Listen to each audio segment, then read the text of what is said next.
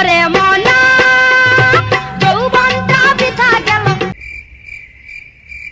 খাইয়া দেখলি না রে মাখন তোলা রসের গোল্লা খাইয়া দেখলি না। এই আফাই তো আফা না, এই আফাই তো জনি সিন্স, সে তো বাংলার নারী জনি সিন্স।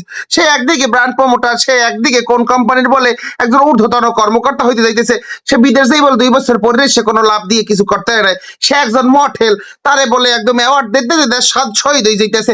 এখন সে আবার কোরিওগ্রাফার, ফ্যাশন ডিজাইনার হইছে, বুঝছেন? মানে এই দেশে আমরা থাকতে মানে এই দেশ থইয়ে যাওয়ার মতো সময় গেছে। সব সেক্টর সে আল্লাহ খাইতেছে, সে সব জায়গায় একরা বিচরণ করবে।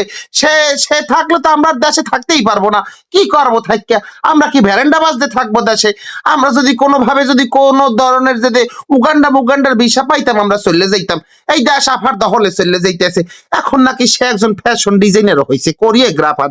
সে দিঘিকে বলাই আনছে তার ফ্যাশন ডিজাইনিং এর কোরিওগ্রাফি দেখানোর জন্য।